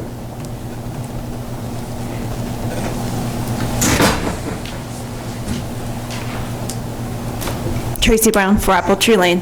Well, I just have a question. I apologize a little bit for completely changing the subject, but since I'm here and had an opportunity, I figured I'd ask a question honestly out of my ignorance. A short answer, because I'm sure there's a lot that goes into it, but what goes into the decision-making for doing a zoning change? And I guess what's coming to mind is the discussions that we're under for the Ridgedale H2O Plaza, or restaurant, if you will, to change that. Like, so if we're going to do a zoning change, what goes into making that decision? Why would we do it? If, I'm sure, like a short answer. Sure. The question is, how does property zoning be changed in township? And the methodology is to go through a change through an ordinance. And the way the process typically works is that the planning board assesses every block, every lot in Hanover Township as part of its overall master plan. This is done probably every 10 years or so. From time to time, throughout the process, what may happen is the planning board may reassess and reevaluate a section or part of the town because from a master plan compliance standpoint, they feel that there's a need to make a change. A very good example of that would be Hanover Avenue. Hanover Avenue, we now enjoy some very, very fine retail shops, but Hanover Avenue, 10 years ago, prohibited. It was not in the ordinance. The ordinance did not allow for us to have this retail corridor that you see today. So the way that process worked was that the planning board did an assessment, the planning board worked with its professional. We're very fortunate to have a township planner, and the township planner did analysis, did evaluations on that, and based upon that evaluation, gave a recommendation to the planning board. The planning board then rediscussed whether should we entertain change, should we not, what are the benefits of doing that? And the planning board at that time decided that they would recommend a change in the ordinance or the zoning. That recommendation then is brought to the governing body for evaluation. So the governing body then would weigh in and make the decision as to whether they found that to be something that they believe would be desirable for the town. So in the situation for H2O, is it or could it be that there's a developer that wants to purchase the property, but in order to do so for what they want, they need to get a zoning change approved? Yes. In the case of the restaurant called H2O on Ridgeville Avenue in Cedar Knolls, there is a developer that wants to put forward a use that does not compile with the existing requirements of that zone. So as a result of that, that developer has every right to come in, present a concept plan to the planning board. The planning board can take that concept plan and give them their perspective on it, whatever it is, up, down, change this, do that. Subsequently, the planning board can make a recommendation to the township committee that it believes that from a zoning standpoint, the zone should be reevaluated to be expanded to entertain this alternate use that's currently not there. The planning board will assess, well, what's also around there? And in this particular case, you see that it has Sterling Park, which is adjacent to this specific property, which is an area of multifamily housing. Similar characteristics in terms of setbacks, building heights, et cetera, et cetera. Planning board then takes all of this in consideration, works with the planner, and then that is brought to the township committee ultimately to make a decision whether the zone should be expanded or changed. Okay? And that's how it works. Okay. Thank you. I hope we provided you with a little bit of the background. I had an idea, but I know there's a lot of discussions about the H2R property and the building, the height across, Yes. you know, and so forth, the houses across. All of these are considerations. And traffic, I'm sure they look at Director too. of Planning is here, he can tell you we evaluate building heights, setbacks, traffic, flow, surrounding areas for any potential zone change. John, I think that was a great answer. And Tracy, thank you for your question, and thank you for all your input on the traffic study. And I'm very happy to report to you that we are moving forward with the weight limit adjustment on Malapartis. So that's going to be another improvement. And I know before you referred to 1515, Route 10, we're working on that also, and John and I are going to have a meeting with Mayor Barbario, and we're very concerned about that whole area, including several other areas in our town. And the fact that you have a school there, and we work very hard to make that area safer, is a big part of our discussion. So thank you for your input, and it is very complicated, but you know, hopefully we get something very nice in some of these areas that a couple years ago wouldn't have been allowed to be there. Yeah, no, and thank you all for the work that you do. I mean, you know, development, you know, there's going to be development. Unfortunately, there's a lot of overdevelopment, but anything that we can do to mitigate, obviously, impact to residents, streets, safety, and so forth is very much welcome. Malapartis has become very, very busy, and with the development of Johnson and 1515 Route 10 and potentially other, you know, more so that's very much appreciated. Thank you. Thank you. Okay, any other resident in Hanover Township who'd like to address the Township Committee at this time? Okay, seeing none. Oh, Barbara, one bite at the apple, because we gave our residents... Hold on, we gave our residents first right, okay? Now what we're going to do is going to open this up to any member of the public, and we have some people who have been very patient, waiting here to address the Township Committee. Oh, I thought that's what I'm sorry, I thought we So were done. now this would be their opportunity to express their thoughts.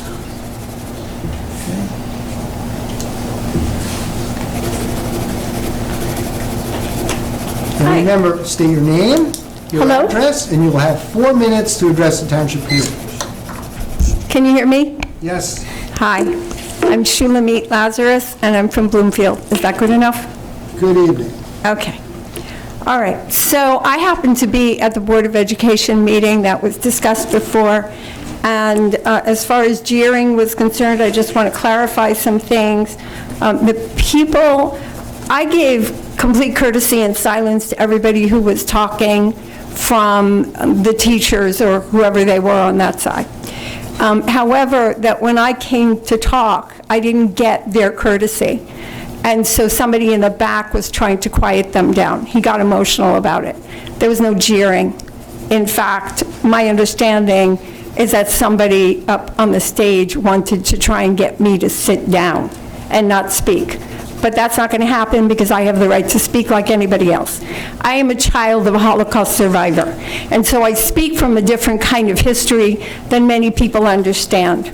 But because I don't have much time, and because much has been said here already about the manipulation of media, I'm going to go on to quote from an article by Vera Sharav, who is a Holocaust survivor. I am appalled by posers who control the Holocaust narrative. They deny the relevance of the Holocaust to current discrimination and increasingly aggressive and repressive edicts. These vigilantes censor and silence those who speak out. By denying the relevance of the Holocaust to current repression, the vigilantes are Holocaust deniers. Today, survivors are shaken, including me, by the fear-mongering and divisive discriminatory measures against a minority, and that is the unvaccinated as well.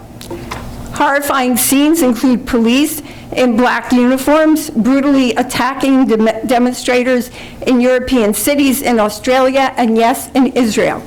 These are painful reminders of the prelude to the Holocaust, and this is where people don't get it. They don't get that I'm talking about a pattern.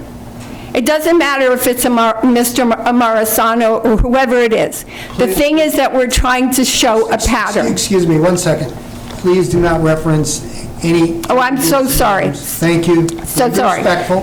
Thank you. I take that back. Whoever it is. Okay. So this is what I'm talking about. I'm talking about a pattern. Use the psychological weapons of fear and propaganda to impose a genocidal regime.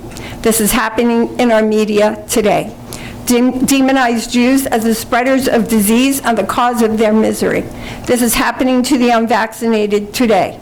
Systematically obliterated moral norms and values, you can just look around you. Destroyed their social conscience in the name of public health, that is history.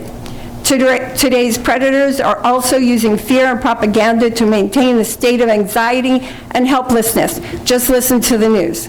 The objective then and now is identical: to condition people to become obedient and to follow directives without questioning. Here is Rabbi Michael Green, an Orthodox rabbi. He states here, "Do not be deluded. The unvaccinated are not the enemy. The first step on the slippery slope to genocide is the stigmatization of a minority. Silence invites ever-increasing repressive restrictions. If we are to survive as free human beings, we must speak out against discrimination. We must not ever be silent again. Not today, not tomorrow, not ever." I applaud this person for the courage to shine a light where people are refusing to see by putting the post out of Anne Frank. And I would applaud everybody to get up and start paying attention. You must all wake up before it's too late. Thank you for taking the time to address the Township Committee. Okay, if there's any other member of the public who would like to address the Township Committee now, please do so by stating your name and address. Remember, you have 4 minutes.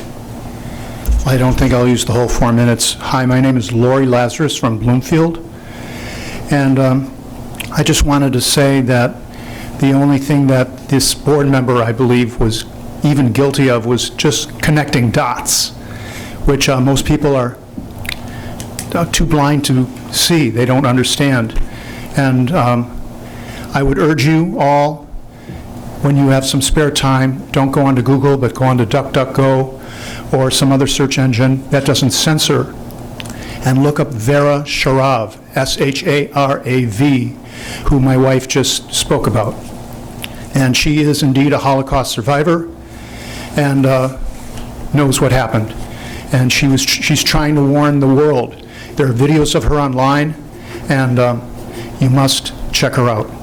Thank you. Thank you for taking your time to address the Township Committee. Okay. Are there any other members of the public who would like to address the Township Committee at this time? Please do so by stating your name and address. Sure, Lisa Bomango, 7 Barron's Drive. Good evening. Good evening. I wanted to just let you know that I am extremely disappointed that you all put out a statement without attending the board meeting. You know, there were a lot of people that came out to speak on the board members' behalf, and the people that came out to speak against him, some of them didn't even speak towards the meme of Anne Frank. Instead, they spoke about the campaign that was run leading up to it. So that's what they were referencing. If you look at what was said, the board members post, and I'm speaking as an individual, not as a board member, the board members' post drew parallels to the tyrannical mandates and executive orders that are being imposed on our citizens and the coercion of individuals being forced to give up their constitutionally protected rights and individual freedoms. The post did not mention masks or mask mandates. It did not compare wearing masks to the atrocities of the Holocaust, as those contacting the newspapers would have you believe. The law is not a moral compass. Historically, many laws were unjust. How can we teach others, our children, to learn from the past if we're not permitted to speak of the similarities in the tactics used by those with absolute power? The board members' post did not diminish the significance of Anne Frank or the Holocaust. It was a reminder of what happens when good people are stripped of their God-given rights, silenced and coerced into submission by a government that forgot we are a nation of the people, by the people, and for the people. And I hope that next time the committee will reflect and not make a rash decision, and will consult with all of the members of the committee and think before you put forth a statement of a good man who has served our community, who has been ingrained in this community for so many years, by a group that's just trying to tear down his reputation. There was nothing in that post that was anti-Semitic or anything that would show that he has any kind of bad bone in his body. And I hope that you would think about that next time. Thank you. Thank you for taking the time to address the Township Committee. Any other member of the public who'd like to address the Township Committee on any topic, please do so by stating your name and your address. And please, as a reminder, you have 4 minutes, and refrain from mentioning any individual by name. I just find it interesting, sir, that you refuse to answer Barbara's questions, I'm but sorry. you answered Please these state- lovely please lady state- questions, very detailed. Please state your name and address. Sure. Yelena Zolotarsky, Springfield, not Hanover Township, but United States of America. So today I'm speaking as a private citizen and exercising my First Amendment rights at the public meeting. I was at this Board of Education meeting, and yeah, it's a shame. It's really a shame that you put something on your website without even talking to anybody or being present there at this meeting. I think you should take it down and apologize to Mark. I want to talk about Holocaust and how what is happening now in America, the whole world really, look at Canada. It's similar to what happened to Jewish people between 1933 and 1945. Mark's post is a warning to all of us. Never again is happening now. And I'm not going to go into segregation, indoctrination, injection of experimental drugs. We all know what it's all about. But never again is happening now. Liberal American Jews freak out at any mentioning of parallel between Holocaust and now. But Russian Jews like myself, we see it clear. Orthodox Jews, who I respect a lot, because they are keeping our religion alive, because we are too weak to do it ourselves. They all say it's another Holocaust. And I listen to them before I listen to snowflakes, liberal Jews. Try to understand, we are not saying, and Mark was not saying, it's 1945 when 6 million people were already dead. We are saying it's 1933 when it all just began, slowly, methodically, in stages. German Jews didn't even consider themselves Jews. They thought they are Germans. It didn't save them. Your hiding behind fake outrage will not save you either. When they will come for all of us. Get your Holocaust history books out and educate yourself for Christ's sake. You're condemning Mark for expressing his opinion? You are part of this machine which eventually will drive us to the second Holocaust. I know you will tell me that you're just following the science. Let me remind you that eugenics was also the science. Don't tell us later that we didn't warn you. Take whatever you posted on your website down and apologize. Okay, thank you for taking time to address the Township Committee.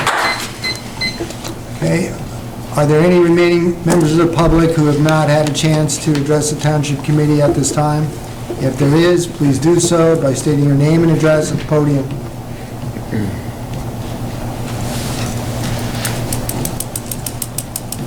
Okay, seeing none, hearing none, I'd like to get a motion to close this portion of the meeting. Motion. Second. All in favor? Aye. Okay. All right. Given we have covered our agenda for this evening, is there any other issue that the Township Committee would like to discuss before I ask for a motion to close? Seeing none, may I get a motion to close our meeting for February 24th? So moved. Second. All in favor? Aye. Okay, thank you. Thank you. Thanks for coming out this evening. We appreciate it.